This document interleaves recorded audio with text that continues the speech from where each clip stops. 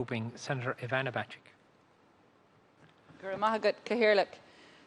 I wish first to take strong issue with the comments of Senator Mullen just now as to the reporting of RTE, and I think Senator Mullen, you need to remind yourself that in 2018 the Irish people voted by a two-thirds majority to repeal the 8th Amendment, having had sight of the legislation that was proposed to bring in legal abortion in Ireland, legislation that was sorely needed for the reproductive health needs of all of us women in this country. And just to remind you of that, and to say that people were not and should not have been in any way perplexed by the legislation which has come in, which is reasonable legislation and which is fair by European standards. And I certainly look forward to the review process which is underway, but I do take strong issue with your comments, and indeed with your comments that people are pro-abortion. Those of us who campaigned over many decades for repeal of the 8th Amendment are pro-choice, and we seek to ensure that women will have choices and that they will have access, that we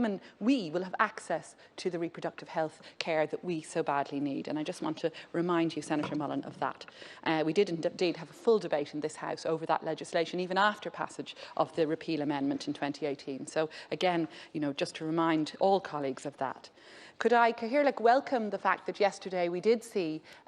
some very positive reopening of society in a cautious and careful manner, and just to welcome that and to welcome the ongoing plans for reopening, albeit on a careful and incremental basis, and to welcome in particular the fact that now so many people will be able to see family and friends again, be able to get haircuts, and I'm one of those who are very much looking forward to that, and will be able to, and more importantly,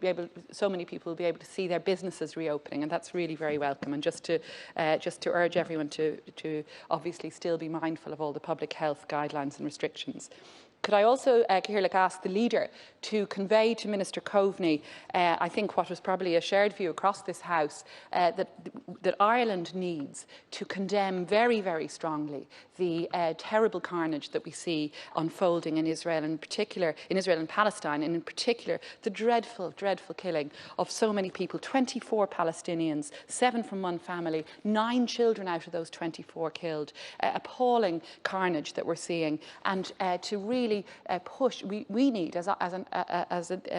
Ireland, to push for peace talks, to push for an end to the carnage, and to really demand that international law is obeyed, that Israel does not proceed with the eviction of Palestinian families to make way for settlers. I think we also should condemn, of course, the Hamas rocket attacks, which we've seen injuring Israeli civilians, but clearly the carnage we're seeing in Gaza is really, really terrible to see and shocking. And Leader, I would ask you just to convey that to Minister Coveney. And finally, just to ask, Leader, that we might have a debate on housing, and in particular on the housing crisis and the lack of provision really for young people to be able to buy their own homes, in light of the ESRI report by economist Barra Rowntree, which shows us that the most severe impact of COVID and of the pandemic has been on our young people. And now the Leader of the Green Party grouping